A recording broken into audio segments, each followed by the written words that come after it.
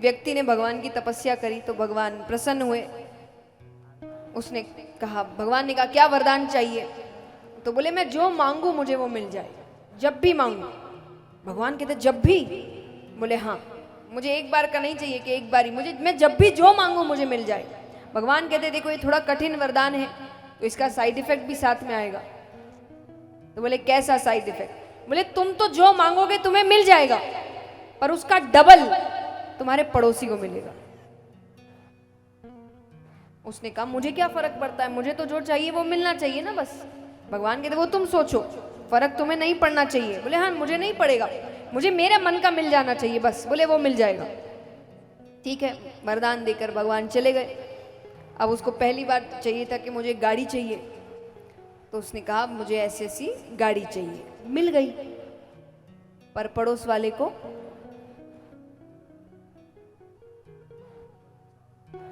उसने कहा चलो कोई नहीं, मुझे तो मिल गई ना। अब उसको घर चाहिए था तो उसने सोचा मुझे बड़ा सा एक ऐसा बंगला चाहिए, उसको मिल गया। लेकिन पड़ोस वाले को अब उसकी हालत खराब हो रही है। अब ऐसा हो रहा है कि अब उसके अपनी चीजों पर ध्यान नहीं जा रहा, अब उसको लग रहा उसके पास क्यों है।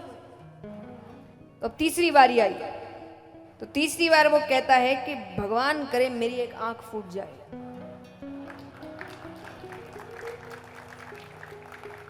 पड़ोस वाले की अब उसको खुशी हो रही है। अब वो कहे मेरा एक हाथ टूट जाए, पड़ोस वाले का उसको और खुशी हो रही है। अब देखिए यहां पर हंसी आ रही है, लेकिन अब अगर संदेश को समझने की कोशिश करें तो दूसरे के नुकसान में उसको सुकून मिल रहा है। अपनी चीजें उसको मिल रही थी, उससे उसको खुशी नहीं हो रही है, उसको दुख हो रहा था कि उसको क्यों मिल रहा है। पर जब किसी और के साथ बुरा हो रहा है तो उसको खुशी मिल रही है। यानी हम इस रास्ते जा रहे हैं। ये समझाने की कोशिश की गई है कि व्यक्ति उसके पास अगर देखने की कोशिश करे, उसके पास बहुत कुछ है पर वो देख नहीं रहा। वो क्या देख रहा है? इसके पास क्या है, उसके पास क्या है, ये मेरे पास क्यों नहीं है। अरे तुम्हारे पास जो है वो औरों के पास भी नहीं होगा, तुम उस पर ध्यान दो ना। और हमारा ध्यान क्या है? उसके पास क्या है।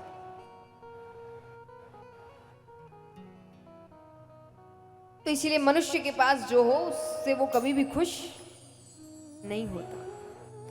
तो भगवान यहाँ कह रहे हैं कि मैं तो बड़ा हो गया हूं, मैं गैया चराने जाऊंगा। यशोदा मैया बार बार कह रहे अभी कहां बड़ा हो गया, क्यों जबरदस्ती जाएगा, थक जाएगा।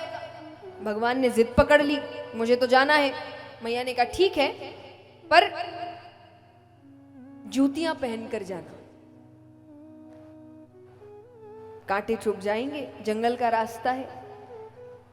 भगवान कहते हैं मैं जूतियां पहनूंगा तो सारी गैयाओं के लिए जूतियां बनवा।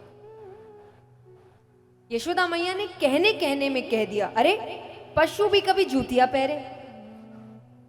पशु कहते ही भगवान रोने लग गए। भगवान कहते उसको पशु मत कहना, वो सिर्फ पशु नहीं है। आज उसको माता का स्थान ऐसे ही नहीं दिया गया। आज मां के दूध के बाद अगर किसी का दूध सबसे ज्यादा गुणकारी माना जाता है वो गैया का है। और भगवान का एक नाम है गोपाल, गैयाओं को पालने वाला। भगवान कहते मैं रक्षा नहीं करूंगा तो कोई और कैसे करेगा। गैया की हर चीज उपयोगी है, हर चीज उपयोगी है।